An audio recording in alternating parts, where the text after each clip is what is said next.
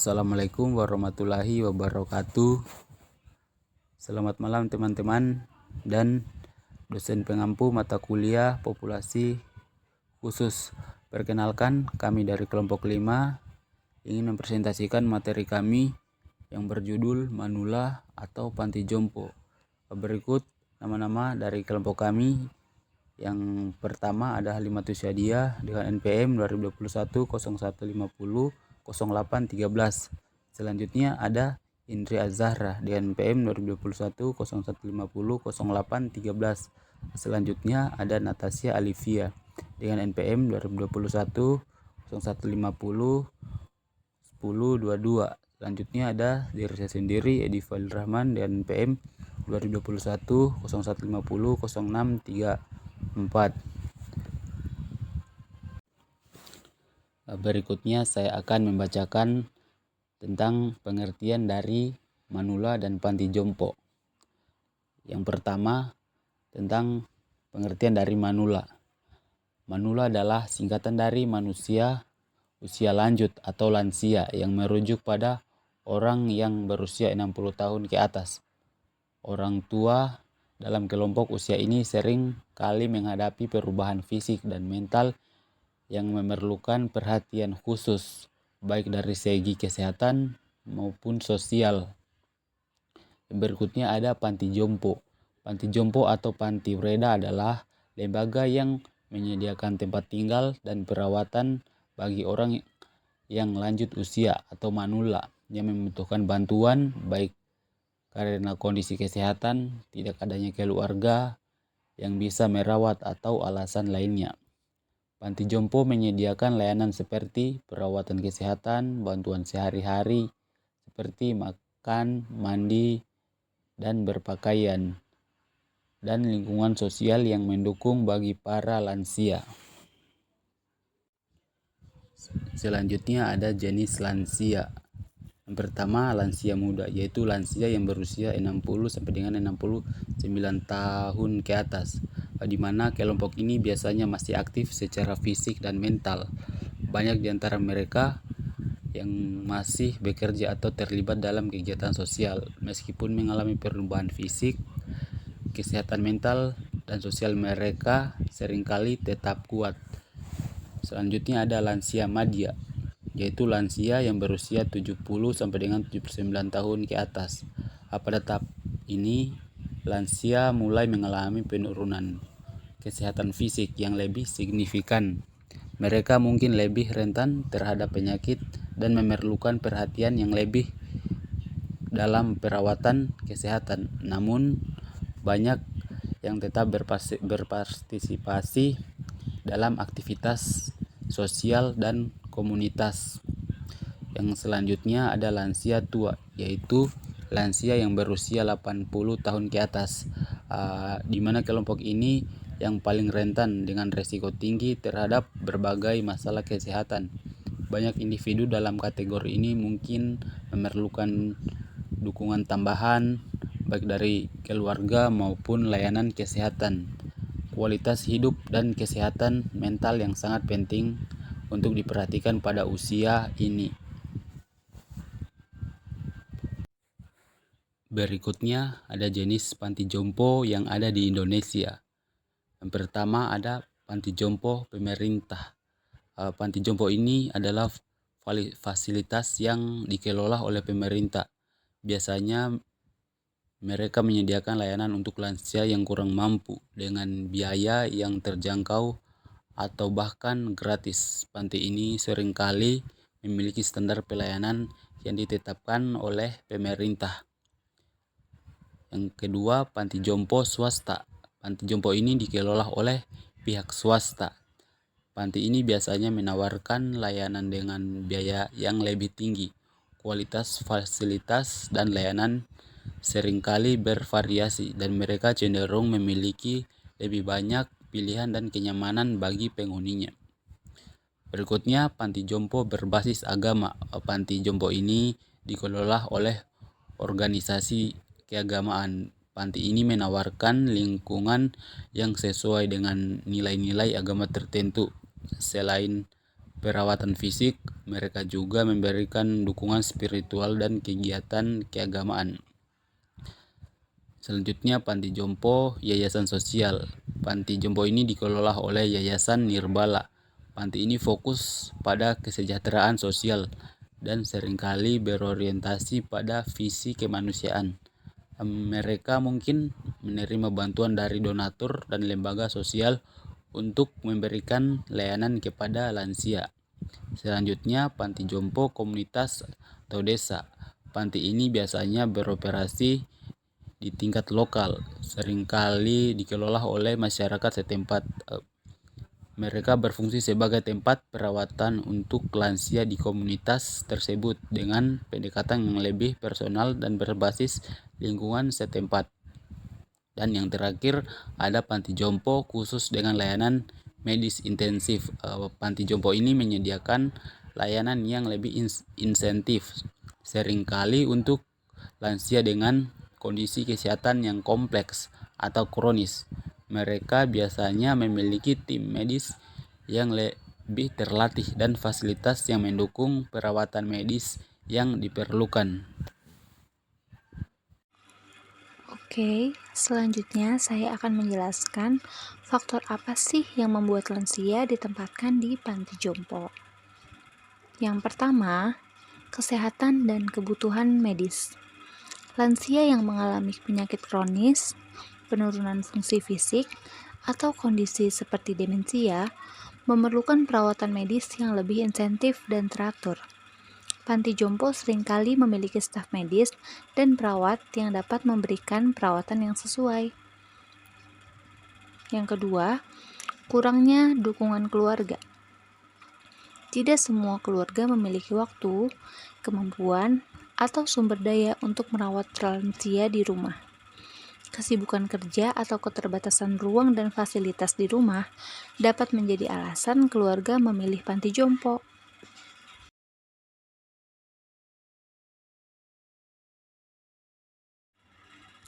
Yang kelima, masalah finansial. Biaya perawatan lansia di rumah bisa sangat tinggi, terutama jika memerlukan perawatan khusus atau pengobatan insentif. Panti jompo bisa menjadi solusi yang lebih terjangkau bagi keluarga, terutama jika ada dukungan pemerintah atau lembaga sosial. Yang keenam, keselamatan lansia. Lansia dengan keterbatasan mobilitas atau masalah kesehatan yang berisiko tinggi, seperti jatuh atau kecelakaan rumah tangga, lebih aman tinggal di lingkungan yang diawasi dan di mana perawatan medis cepat tersedia. Yang ketujuh, kebutuhan perawatan khusus. Beberapa lansia memerlukan bantuan penuh dalam menjalani aktivitas sehari-hari seperti mandi, makan, dan berpakaian. Jika anggota keluarga tidak bisa menyediakan bantuan ini sepanjang waktu, panti jompo menjadi pilihan untuk memastikan lansia mendapatkan perawatan yang memadai. Oke, selanjutnya saya akan menjelaskan tentang karakteristik manula, di mana manula ini memiliki beberapa karakteristik seperti fisik, psikologis, dan sosial akibat proses penuaan. Yang pertama ada fisik, yaitu penurunan fungsi organ. Contohnya fungsi organ tubuh seperti jantung, paru-paru, ginjal, dan pencernaan menurun. Kapasitas pernafasan dan detak jantung juga menurun. Lalu selanjutnya, penurunan massa otot dan kekuatan, yaitu otot melemah dan massa otot berkurang sehingga kekuatan fisik dan mobilitas menurun. Selanjutnya, kesehatan tulang.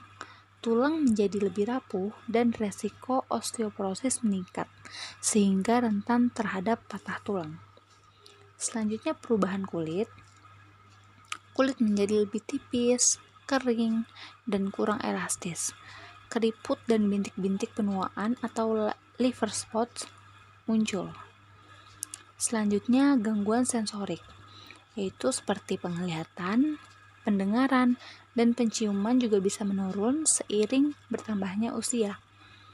Selanjutnya, metabolisme menjadi lambat, yaitu metabolisme tubuh melambat yang menyebabkan potensi peningkatan berat badan atau penurunan energi. Yang kedua ada psikologis, yaitu kemampuan kognitif. Beberapa orang lanjut usia mengalami penurunan kognitif seperti daya ingat, pemrosesan informasi, dan kemampuan berpikir logis. Selanjutnya, perubahan suasana hati. Beberapa manula dapat mengalami perubahan suasana hati, termasuk kecemasan, depresi, atau perasaan kesepian, terutama jika merasa tidak berdaya atau kehilangan otonomi. Selanjutnya, adaptasi dengan perubahan, yaitu penuaan bisa mempengaruhi kemampuan adaptasi terhadap perubahan baik fisik maupun sosial. Dan yang terakhir ada sosial, yaitu perubahan peran sosial, di mana manula seringkali mengalami perubahan peran seperti pensiun atau perubahan dalam tanggung jawab keluarga. Hal ini bisa mempengaruhi identitas dan harga diri. Selanjutnya, isolasi sosial. Beberapa manula mungkin mengalami isolasi sosial karena kehilangan pasangan hidup, teman-teman yang telah meninggal, atau keterbatasan mobilitas. Dan yang terakhir, ketergantungan. Beberapa manula mungkin lebih bergantung pada orang lain untuk kegiatan sehari-hari, seperti perawatan medis, bantuan mobilitas, serta kebutuhan rumah tangga. Setiap manula unik, dan beberapa mungkin menunjukkan karakteristik dalam berbagai tingkatan atau tidak sama sekali, tergantung pada kesehatan, gaya hidup, dan dukungan sosial yang mereka terima.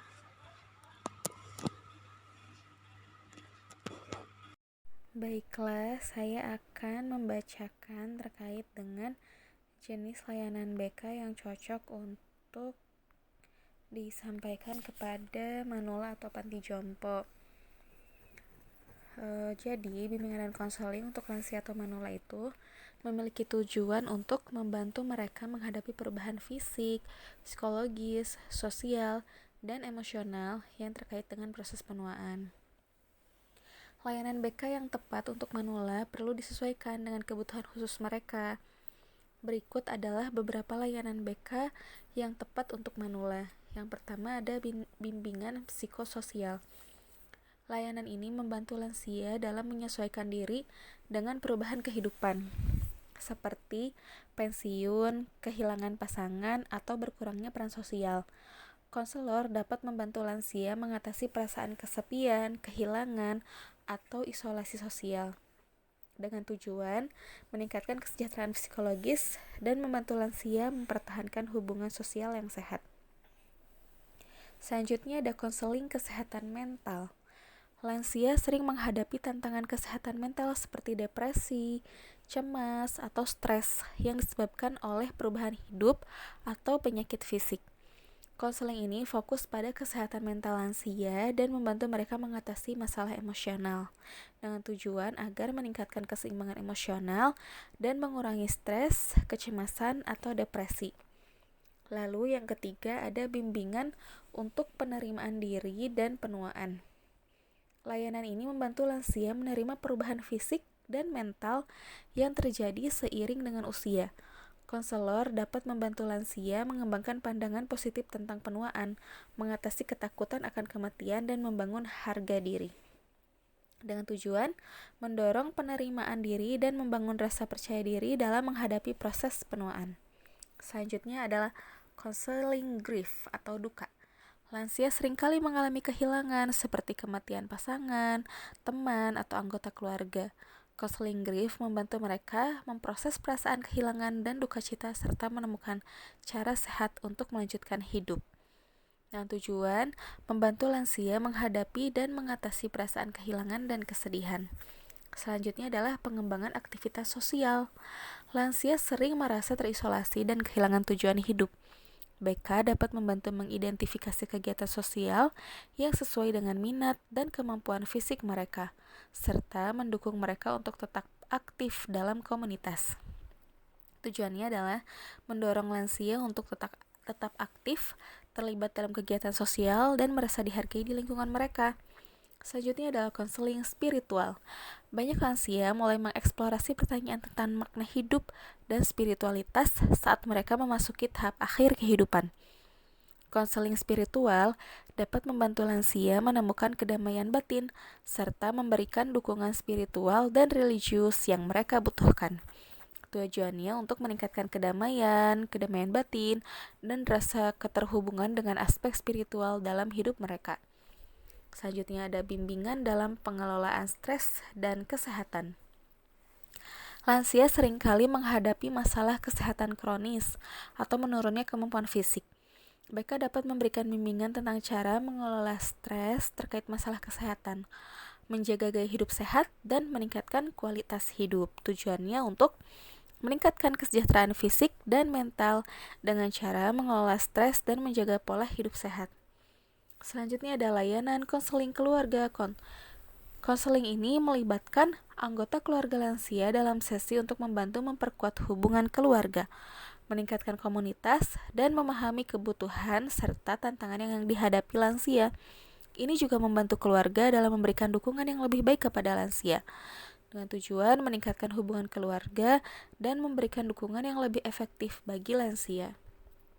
Selanjutnya adalah bimbingan untuk meningkatkan kualitas hidup. Konselor dapat membantu lansia dalam merencanakan aktivitas sehari-hari yang memberikan makna dan tujuan dalam hidup mereka. Ini termasuk bimbingan dalam hobi, pekerjaan sukarela, atau kegiatan yang dapat meningkatkan kualitas hidup mereka. Tujuannya adalah meningkatkan rasa puas dan kualitas hidup melalui kegiatan yang bermakna.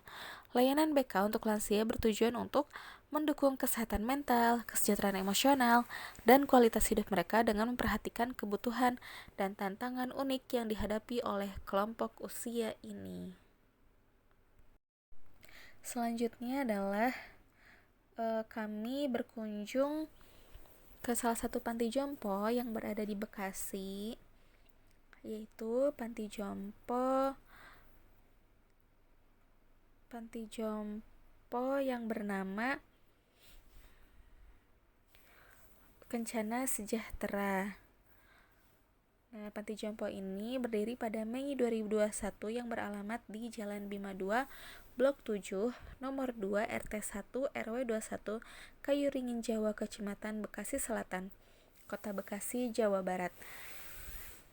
Ya, Panti Jompo ini merupakan panti jompo pribadi atau mandiri, bukan dari Departemen Sosial, sehingga tidak ada bantuan dari pemerintah. Pengurus panti ini terdapat 2 orang perempuan dan 1 orang laki-laki. Panti jompo ini saat ini menampung 9 orang, yaitu 5 orang lansia perempuan dan 4 orang lansia laki-laki. Saat kami berkunjung ke panti jompo ini, kami diberikan batas waktu hanya 1 jam untuk berkunjung. Dari pemilik panti jompo ini diberikan waktu dari pukul 10 hingga pukul 11 siang. Di sini kami bertemu dengan penghuni dari panti jompo dari laki-laki. Untuk yang perempuan kondisinya berada di kasur, sehingga tidak bisa kami foto karena memang kondisinya sangat sudah tidak bisa ngapa-ngapain lagi gitu, hanya bisa tidur di kasur saja.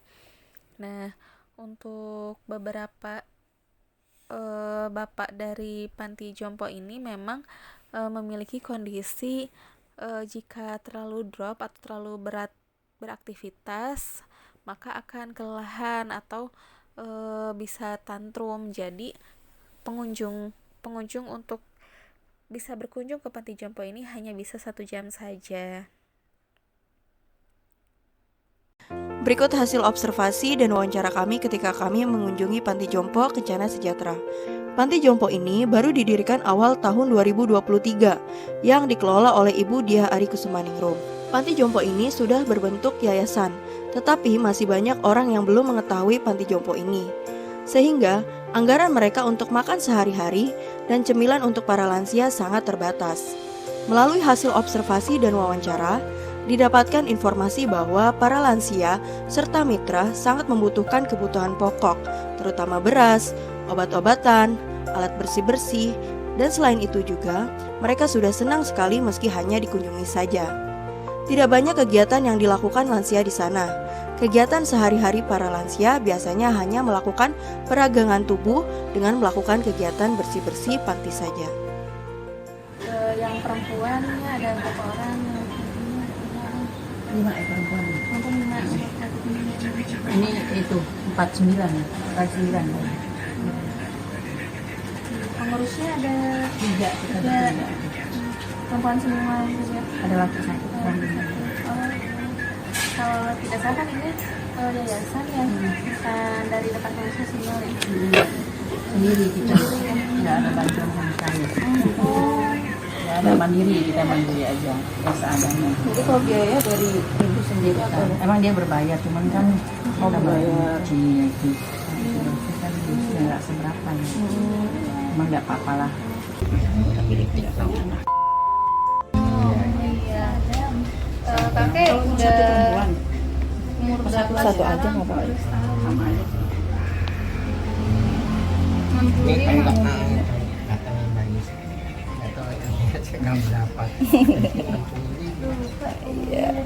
65. Kakek sehat? Alhamdulillah. Pas hari apa ya? Ini sembahyang lohor. Saya sembahyang lohor ada yang jemput saya. Suruh makan dulu, makan.